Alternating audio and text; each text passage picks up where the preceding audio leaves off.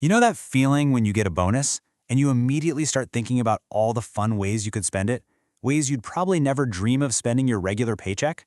Well, it turns out there's a fascinating reason why our brains treat that money so differently. Let's get into it.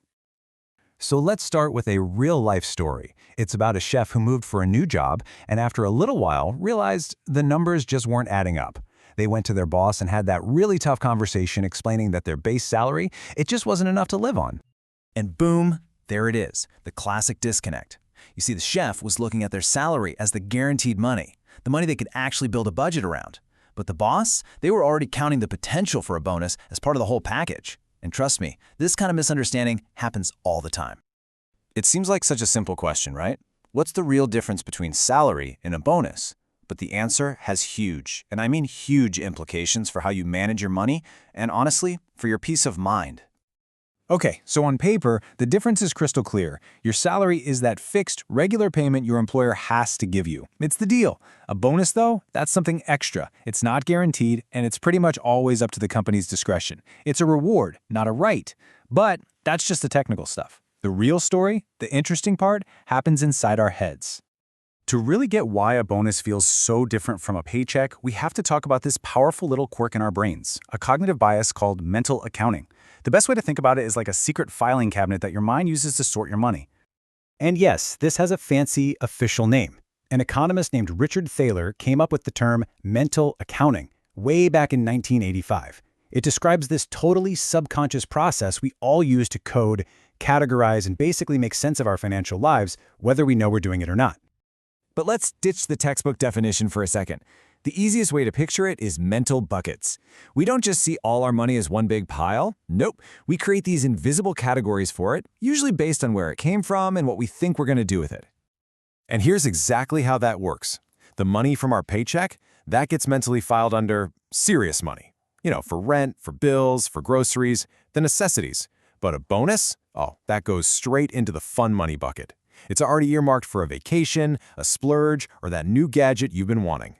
And look, this isn't just some pop psychology idea. Richard Thaler, the guy who pioneered this research, actually won a Nobel Prize for his work. And he calls mental accounting pervasive and insidious, because while it feels like we're being organized, it often pushes us to make some pretty irrational choices with our money. And what's really fascinating is that this bias doesn't just kick in for work bonuses. It affects how we treat any kind of extra money that comes our way, whether it's a tax refund, a small inheritance, or even just finding 20 bucks on the street. Come on, be honest. You've gotten a tax refund before and had that little voice in your head go, hey, this is free money. It gives you this mental permission slip to spend it on something you'd never buy with your regular paycheck. If you felt that, you've experienced mental accounting firsthand. So to figure out just how powerful this effect really is, researchers designed this brilliant little experiment. They sent two different groups of students a check for the exact same amount, $50. Okay, but here's the twist. The genius part. It's all about the framing. They told Group 1 the 50 bucks was a tuition rebate, basically a refund of their own money. But they told Group 2 it was bonus income, just extra unexpected cash. And the results? They were absolutely stunning. The students who were told it was a bonus spent way more of the money. We're talking nearly 2/3 of them spent it, compared to only about 1/4 of the students who got the rebate. The only thing that changed was the label, and it completely changed their behavior. And that's the whole key right there. Psychologically, we code a rebate as our own money coming back to us, so it goes back into that serious paycheck bucket. But a bonus, that feels like we're playing with house money. It's extra, it feels unearned, and spending it feels almost completely guilt-free. Now, all of this might seem pretty harmless. I mean, so what if you splurge with your tax refund? But over time, these little mental shortcuts can set some really serious financial traps that keep us from getting where we want to go. And this is where it gets dangerous. By automatically tossing any windfall into the fun money bucket, we're way more likely to make impulsive purchases and overspend. But at the exact same time, we might view the money in our serious savings bucket as so sacred and off-limits that we're too scared to actually invest it and make it grow for our future. But it's not all doom and gloom. The good news is you are not powerless here. Once you actually understand how mental accounting works, you can start building a toolkit to fight back and make your money work a lot smarter for you. The single most important idea you need to grab onto is fungibility. It's a bit of a fancy word, but it has a dead simple meaning.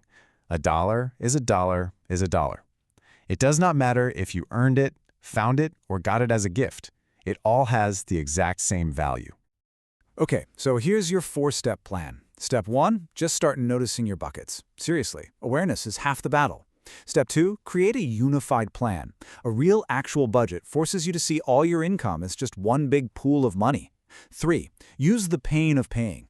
We feel it more when we hand over physical cash, so we tend to spend less. And finally, step 4, automate your goals. Pay your future self first by setting up automatic transfers to savings the day you get paid, before you even have a chance to miss it. See, when you start breaking down these mental walls, you stop letting these weird psychological tricks run your financial life. You start treating every single dollar with the same respect, which lets you make conscious choices that actually line up with your real goals. So, the only question left is, what's the first mental bucket you're going to close down for good?